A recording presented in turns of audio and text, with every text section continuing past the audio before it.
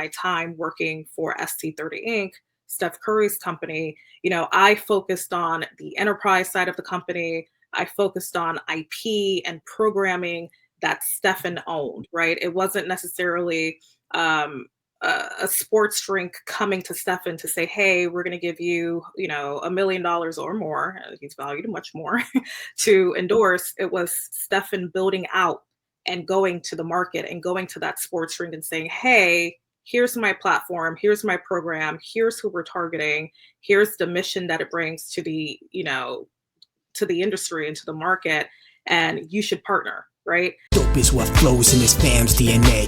Dope is what flows in this fam's DNA.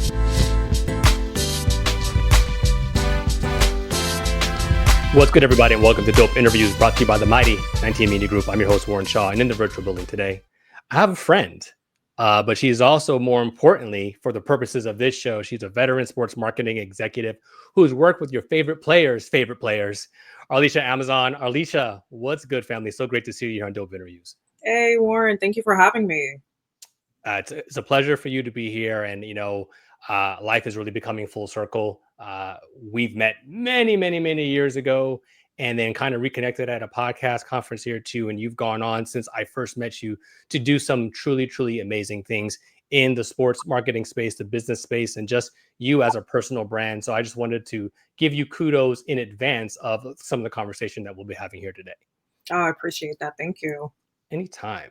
So as a sports marketing executive, you famously have kind of gotten your start in the midst of not necessarily my favorite era, but the Miami Heat's big three era when LeBron, Chris Bosh, and Dwyane Wade got together. It was a tough time for me. Truth be told, I'm a Celtics fan. Don't hold it against me. But it was a tough time for me then. But you were, in the midst of what was a great period for Miami and then starting your career. Can you tell me a little bit about how you got into sports marketing in general, even a little bit before you got to working with, that aspect of the Miami Heat? Yeah. So I normally don't start this answer in this way, but I do want to give my teenage self some credit. Let's go. Let's go back to high school. I have to say, she's probably looking back at me like, oh, shoot, you did it. But my career in sports or sports marketing started at the age of 16. So a lot of people don't know this, but in high school, I was the sports editor of the high school newspaper. Shout out to North Miami Beach Senior High in Miami, Florida. I remember writing up articles and interviewing, the stars, so to speak, of the football team, basketball, wrestling team. And I would tell them, one day I'm going to manage you. Or maybe I said, one day I'm going to represent you. I didn't know exactly what that meant, of course, but I just knew that I was going to be the woman on the job, managing some athlete in some way. But my career, to your point, Warren, really kicked off in the summer of 2010. I was in Miami, and I got the opportunity to work for Dwyane Wade's management team. And that was my first gig in sports. That was after networking my butt off in college, meeting Dwyane's longtime manager at that time. I think I met her in 2008, and we stayed in touch, stayed connected. And lo and behold, I got the call in 2010, giving a heads up to a very crazy and busy summer, which unbeknownst to me would be free agency. And we all know what happened, what came to be. LeBron, Chris Bosh coming down to Dwyane Wade, to join Dwyane Wade and join the big three. And so that started off my career, and the rest was history from there. It's a great answer. And, it's important to aspect, I think, what you noted there, that you networked your butt off, right? Like, so much of this business is who you know, when you meet them as well too, but how you present yourself, right? And having been sports adjacent myself and done some writing and done some of the stuff too, like a lot of it is just like, hey, this is a relationship business. It really is. So can you tell us a little bit about how you were able to stand out from the crowd, like that networking? Because a lot of people come and say, hey, I want to work for you, but I've always been told it's like, well, what can I do for you, right? How did you make yourself stand out in the networking crowd? Yeah, that's a great question. For me, I just came ready and prepared. I remember I was still taking a few classes, finishing up college when Like I said, I did meet up with Dwayne's longtime manager. I had business cards ready to go, and I didn't have a business.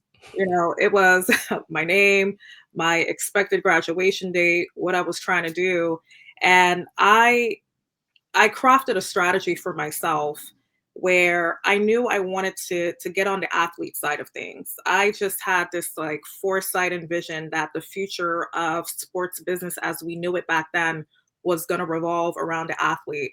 I saw the trends around, folks who were fans of teams because of the athlete. So, LeBron, or I'll just use a personal example for me. Peyton Manning was one of my Mm. favorite football players. And wherever Peyton went, I became a fan of the team, Indianapolis Colts to Denver Broncos.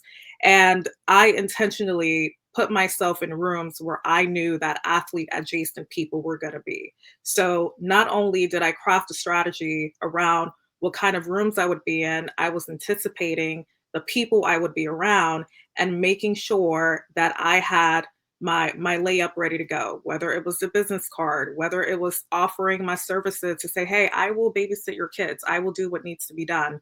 Hmm. um, Luckily I didn't have to babysit kids per se, but again, being ready and being able to be able to say, hey, this is what I expect and this is what I want to do, because in this industry we don't have the time to think for people. Yeah. People have to come up with the strategies themselves, and so I would say that that really worked out in my favor, having that approach. Yeah, I mean, again, another amazing answer, and it shows that you're from a certain time when you understood what the work. A lot of folks coming up now, so to speak, just kind of expect to be handed it, and they don't necessarily understand what the work is and how you may need to sacrifice. And sometimes at that time, you definitely needed to take some unpaid gigs at times or whatever, and like kind of do things that put you in the right spotlight. So kudos to you for recognizing that, but evolving as time has changed. So you get the call from Wade's management. Like, so do you recall like what's your first assignment? Like, what's the first thing that you had to do for the great Dwayne Wade? You know what? I have to keep that one under wraps. Oh wow. Look, like I said, 2010 was a It's crazy. a crazy time. It was a crazy time. But here I'll share this. I did anything and everything that needed to be done. Feel You know, that. I got scrappy. A lot of the time was spent on researching, um, working and crafting up press releases. Again, I was not a formal publicist, right? But Mm. I had a writing background. Working up press releases, putting writing together, researching, doing market research, understanding that Dwayne had some ideas that he was trying to put together. His team had some ideas that he was trying to put together. So doing research around that, and then the other stuff that happened, you all saw it come to fruition. But I did anything and everything that I had to do. It was a very scrappy summer. I hear that. I hear that. Yeah, and to put it into perspective, even for some of our listeners, right? And I'll say I'll even share a story. So back in the day, I thought I wanted to be a sports agent. And much, well, maybe showing my age some, but there was a movie, Jerry Maguire, whatever the case, that came out, and I was like, man, there's a lot of stuff that goes behind the scenes here. You know what I mean? This is not just contracts and negotiating brands. It's hard work, and some of it too it can make you not necessarily question yourself, but you have to understand, is this the space that you ultimately want to be in? So I can fully understand, what I mean, on the come up, what it means to like have to dig and to grind and to kind of do what's necessary in essence to really be there. And you've done such an amazing job, to kind of fast forward that in your career. Let's transition a little bit from D Wade, so to speak. So you get a gig with CAA, one obviously a huge marketing agency, does more than sports. They're in actors and entertainment business, kind of in all of that. What was your, I guess, if you can share your kind of first official title there, and then what led you to another legend in Steph Curry and SC30? Yeah, so I joined CAA in 2013. Dwayne was still my primary, I like to say account, but my primary client. Nothing really changed from how I was working within his management team when I moved over to the agency side.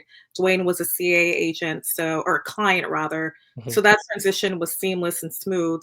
But in coming over to CAA, for me, it was a growth opportunity, right? Because not only would I continue to do the work that I was doing for Wade, but it gave me exposure to additional NBA players.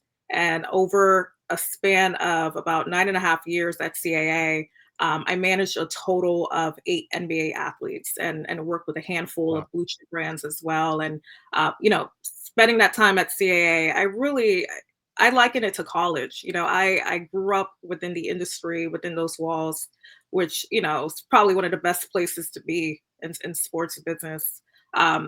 Understanding, how to properly build up the brands of these, high profile athletes and entertainers as well. For those, your listeners who might not be familiar with CAA, they represent, the top of the crop talent in Hollywood, across sports. Probably your favorite, artists, your favorite actors are represented by the agents. So to be able to be in the such an immersive space of pop culture business was really, for me, informative and Mm. formidable for my career because everything that I did was outside of sport, right? The clients happened to be athletes, but everything that I worked on uh, were, projects around building up a wine company or projects around building up a fashion company, etc. So I was able to leave CAA with so much vast expertise in so many Sure. different things in so many different categories. So I really liken my time at CAA to really be the Harvard of sports business and understanding the entire landscape. Arlesha, so I'm intrigued by the art of the deal, right? So without specifics per se, but how do you ensure a win-win situation for your client? Because that's really who needs ultimately be happy. But these brands come. I've been around. I've been adjacent. These brands come with some ridiculous asks, right? And sometimes the ask can really make the athlete or your client put them in compromising or uncomfortable situations. I've seen some things that's like, wow, I didn't know that guy would do a singing commercial, or I didn't know this guy would go on here and be dancing with the stars or whatever.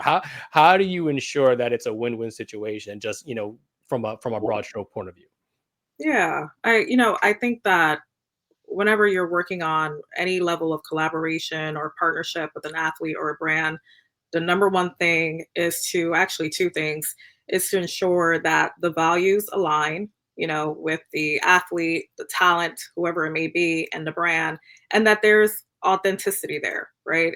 Making sure that if anyone is asked to tote a brand around or do anything on behalf of a brand, it makes sense for who they are inherently, right? And so those two things would be win-wins, and then you have the other cherries on top of monetary levels, making sure that it's aligned to the value of said athlete and so forth, but also wanting to make sure that it's a win for the brand. Most importantly, you mentioned that most importantly it should be a win for the athlete, but I look at it as the reverse, right? You want to Mm. make sure that you're hitting those objectives and those business objectives for your brand partner, because keeping the brand happy is just as important, and renewing that partnership is equally important, right? And so those would be the main ingredients to ensure that things make sense when it comes to partnerships and aligning athletes with brands.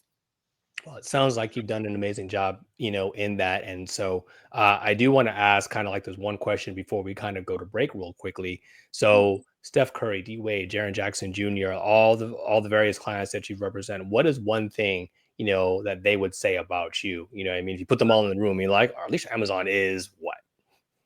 Strategic. Yeah. Yeah. Yeah, Yeah. strategic. I've heard Uh, it multiple times. that means you don't play no games. That means you don't play no games. We're chatting with Arlesha Amazon here on Dope Interviews. Let's take a quick break, y'all, and we'll be right back. Basketball season is heating up, and Prize Picks is the best place to get real money action while watching your favorite sports. You can now win up to 1,000 times your money on Prize Picks. Sign up today and get $50 instantly when you play $5. You don't even need to win to receive the $50 bonus. It's guaranteed when you use the promo code CLNS. Prize Picks also offers weekly promotions that can lead to big payouts and is available in more than 30 states, including California, Texas, Georgia, and my home state of Florida. Due to the enormous selection of players and stat types available, you can mix and match your playing strategies based on your personal preferences. I'm a Celtics guy, so I might take Tatum for more than 27 points, and maybe I'll rock with Porzingis for more than 2 blocks. And for those who love a quick win, Prize Picks is the way to go. You can make your picks and submit your entry in less than 60 seconds. So what are you waiting for?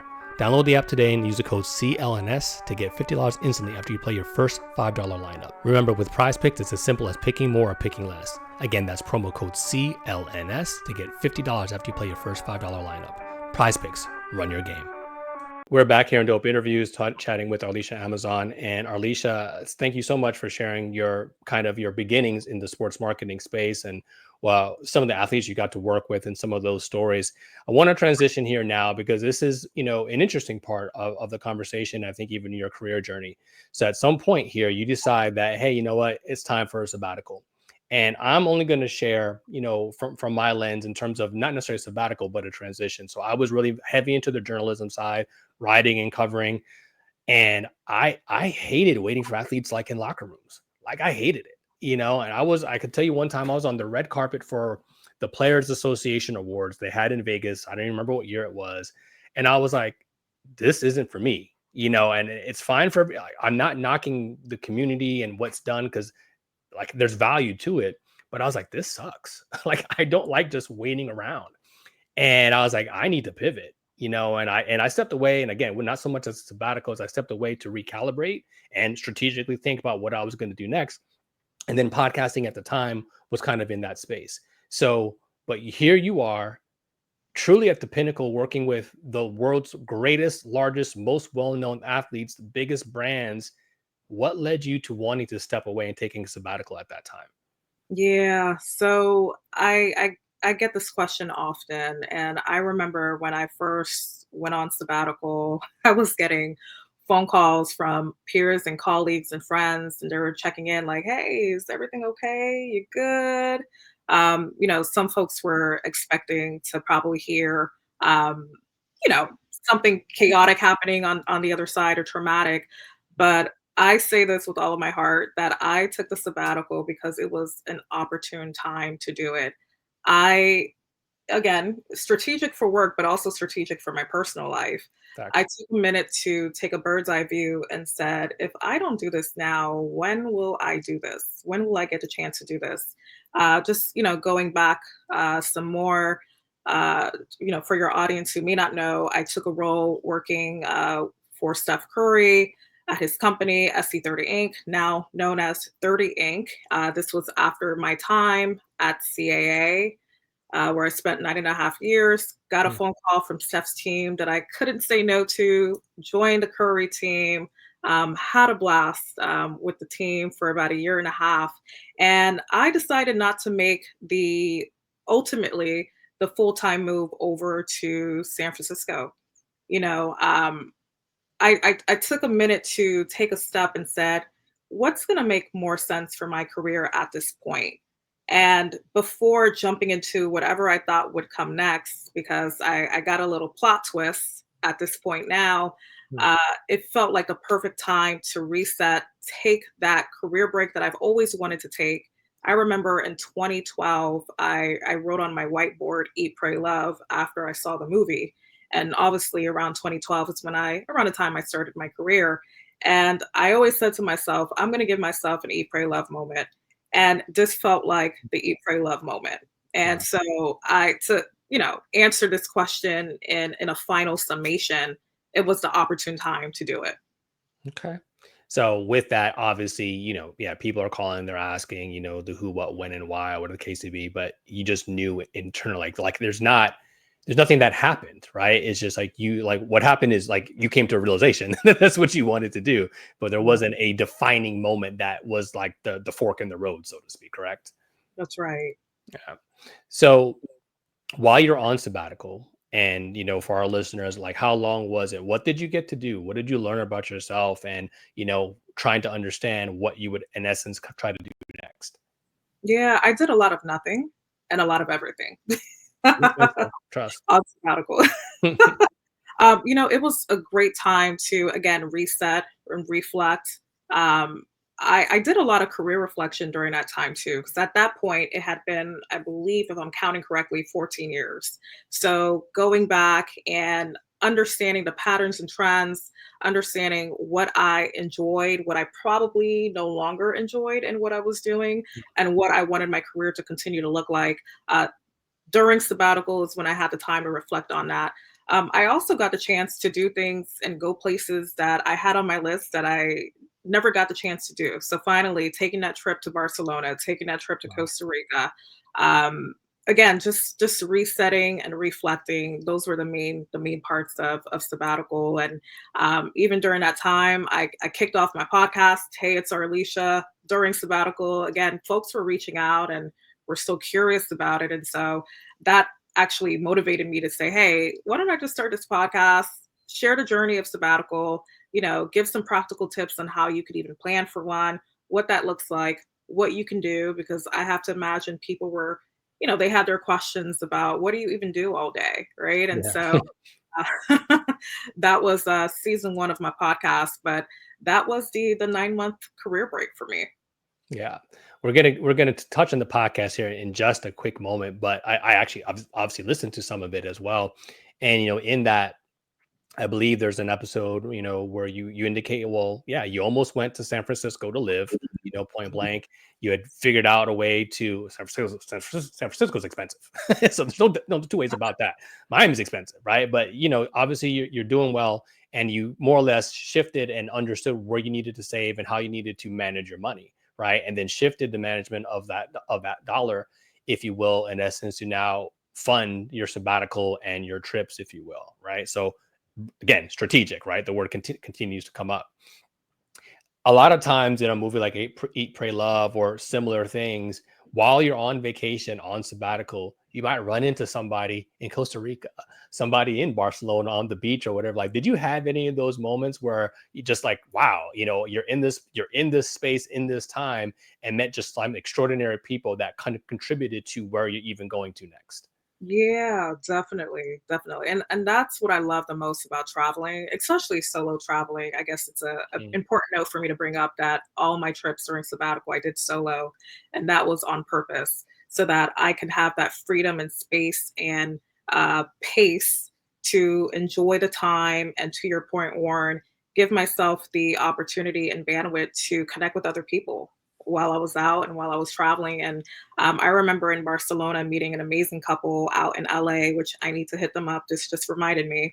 They were so dope, and we had a whole night out, together. Just did nightlife in Barcelona, and those people, just having conversations with them. Right. I was also what I enjoyed about that, because a lot of times when you meet people, when you travel, you're more than likely not going to see them again or connect. right. I It was refreshing to not have to wear the career hat and talk Mhm. about what I do and who I'm doing it with and who I'm doing it for. I could just be Arlesha, which I also think, inspired this whole kind of emergence of the concept of, hey, it's Arlesha, it's just me. Because as we talk about this career in sports, especially when you're tied to such high profile talent, it's so easy for your identity to get wrapped up in who you represent, who you're Mm. working for. And I have been intentional over these past 15 years to not be oh, that's the girl who works for Dwyane Wade, or that's the one who works for Steph. Um, Success for me in life is to be Arlesha, not to be Love it. associated with a company or a representative.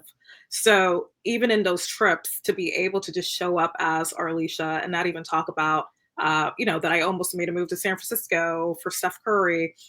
All of that was out the window, and it helped to inform how I want to continue to move in my industry moving forward. I think sharing that, I'm very appreciative of that, and it's amazing to be able to have that. And again, I hear you loud and clear, right? It's very easy to get wrapped up in that, and you see that even in other walks of life. In couples, like sometimes you get wrapped up in your significant other, and then you get lost in things that you want to do. But the sports industry, like it can eat you up and spit you back out. And I think you were smart enough to recognize that, hey, that's not what you wanted. Hey, you were good at what you did, but that wasn't all there was to you as an individual. So I love that for you. Before we get to the Hey, It's Arlesha podcast, last question before we also go to break is what was a moment on sabbatical that you knew you needed to come back? Hey, it's time to end this joint. I've gotten all I can get out of this experience here. I've traveled the world, met amazing people, et cetera, et cetera. Time for me to kind of recenter and come back to South Florida or wherever the case may be and kind of get going on the next step. Yeah, well, real talk, I didn't wanna, use up my entire savings fund. Let's Real keep it in a talk. buck. keeping it a bug. I'm like, oh wait, no, let's not. That's not strategic. Fact. But you know, a lot of things came to me during sabbatical. One of them being starting up my consultancy, Mm, and I hit a point last year. I can't even keep up with the time, the month, the calendar, really. But it had to have been mid 2024, right before Paris Olympics, that the idea dropped for the company that I ultimately started and launched a few months ago.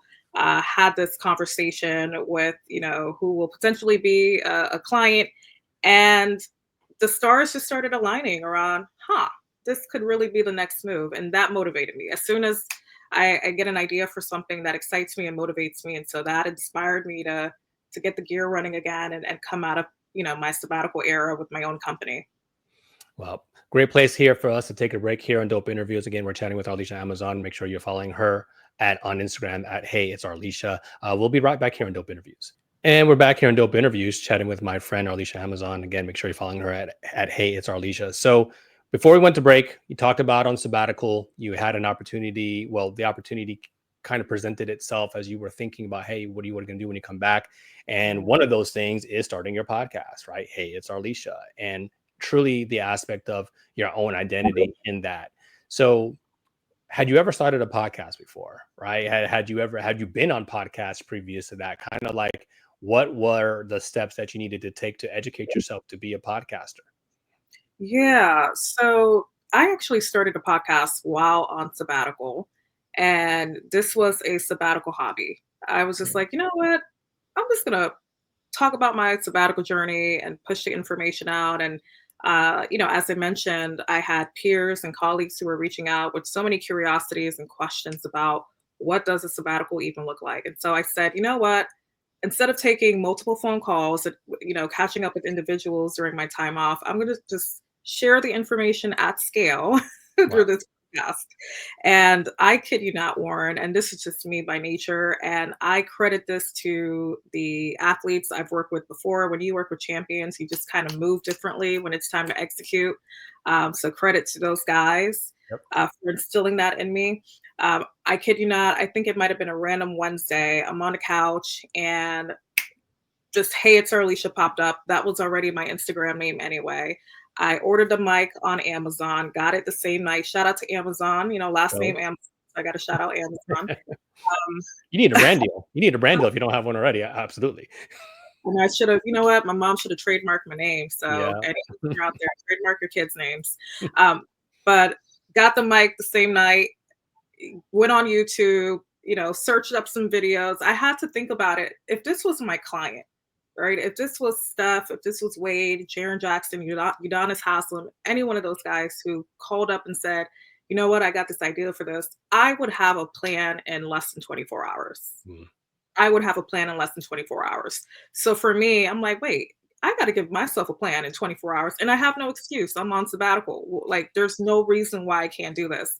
So in less than 2 weeks, I had my episode recorded, got my editor, and knocked it out. Put it up on what is that? What do I use? Should I say the name since it's not sponsoring your podcast? no, But you're fine. You're fine. You're fine. put it out and called it a day, and it went out, and it's been great. I think it helped to fuel this mission of wanting to harmonize life and ambition. That's a value for me. Mm, And I didn't know if it would resonate, this whole idea of harmonizing life and career ambition, but it's been resonating. People appreciate it, and the content is really for those who are in these high powered, fast paced industries like sports and entertainment. And I'm sure other industries can relate to the nuggets and the gems. But the idea of harmonizing your life while you're in these industries and what that looks like and how to keep your identity and not to lose yourself and to do things like even taking a sabbatical, all of that can be a reality for you, right? And so that's what kicked it off, and I'm excited to be a podcaster. well, doing great job, great work with it. What is some feedback you've gotten, right? Or who is not necessarily the most famous, but the most impactful person who's given you feedback on it, and kind of what was that feedback?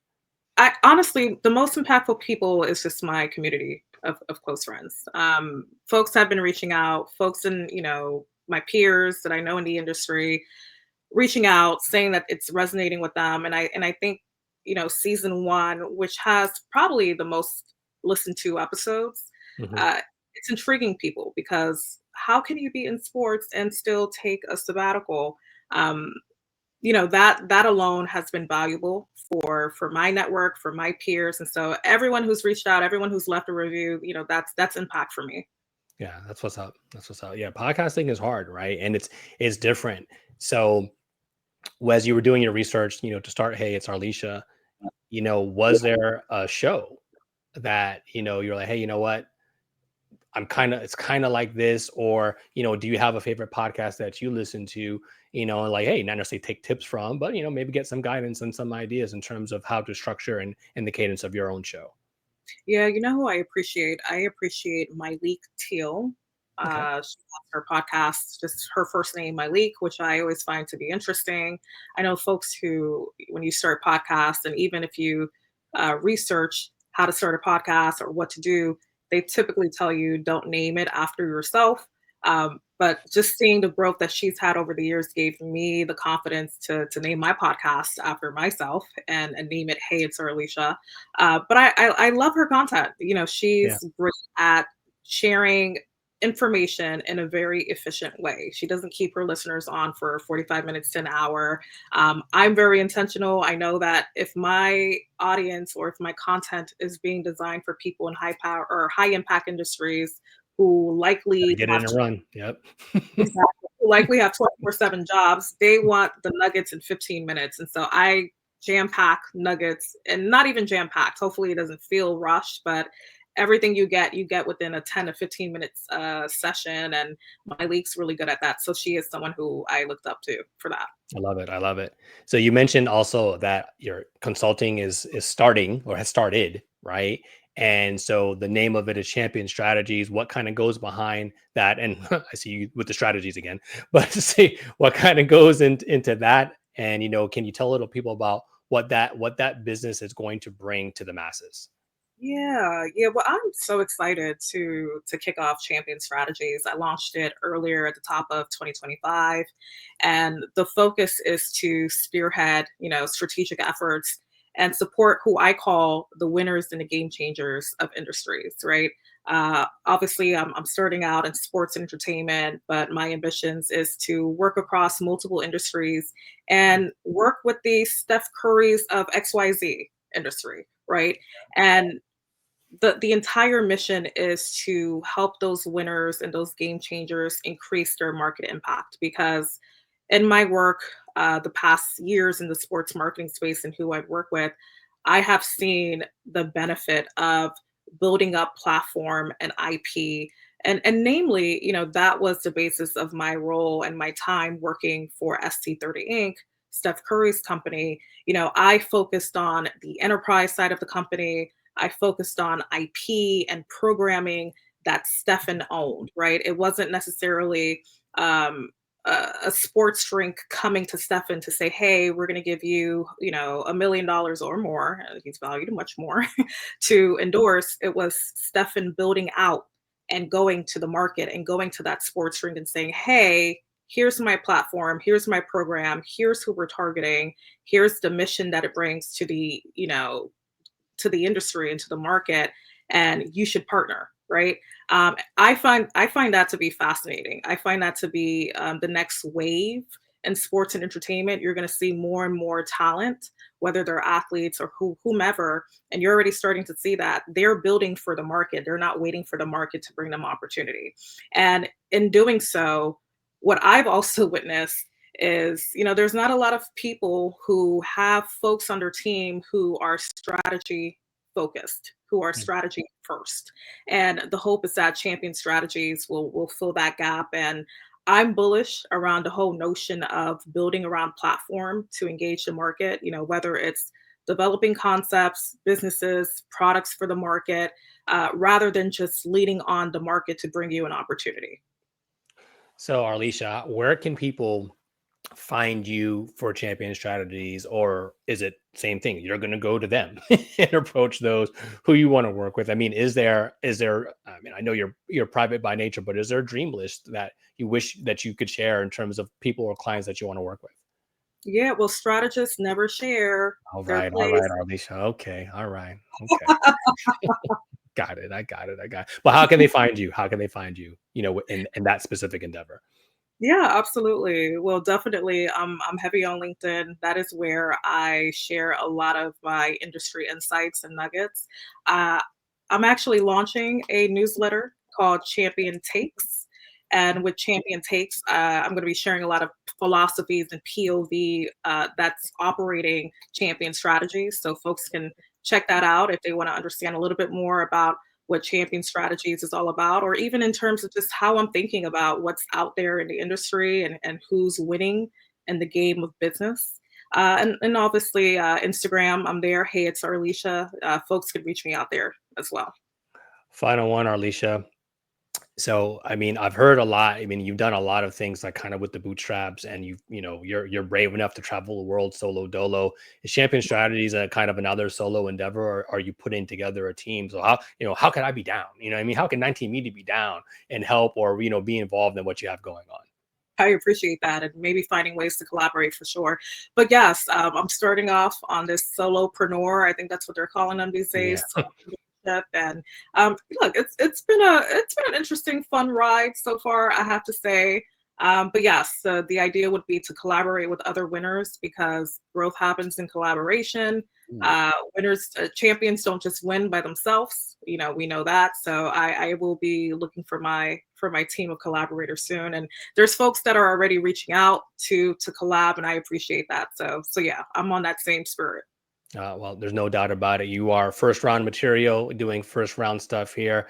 Arlesha Amazon, I think it's a great place here for us to wrap here on Dope Interviews. Again, she is Arlesha Amazon. Make sure you follow her at Hey It's Arlesha for the podcast and her personal content. Follow her on LinkedIn. Get down with Champion Strategies. If you're listening, she can get you right. In this space, she's an amazing individual, and I'm so happy to have had this conversation with her. Again, I'm Warren Shaw. You can follow me at Dope_Interview. You can follow me at Shaw Sports MBA for my MBA content as well. And you know what it is, y'all. It's been another Dope Interviews, y'all, and we're out. Peace. Together we stand, divided we never. The vision is one, striving for the better. Working as a team, working toward a dream. It's not even work when the team is the dream. On a united front, we got our own back. A band of brothers to counteract any attack. One heart in fact, forget what the blood say. Dope is what flows in this fam's DNA. So let's do it for the love, give to the max. Listen to opinion, but react to facts. And remember that together with a but separate, just pieces of it.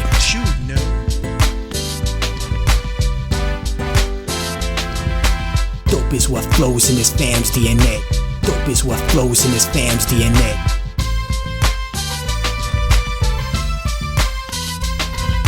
Family represent like a tree with names on it. We're free, no chains on it. Relieved, the pain's gone, I can see. We come together like questions on the quiz. Mojo Flow and Viz, man, you know what it is. And if ignorance is bliss, you're gonna hate this lesson. Organized intellect like a tropical depression. My symbol is the cross, a mic and ghost peppers. Cause I'm just a black sheep growing up to be a shepherd. Moonlighting as a weapon to protect the children. Every brother is a father, dynasties we're building.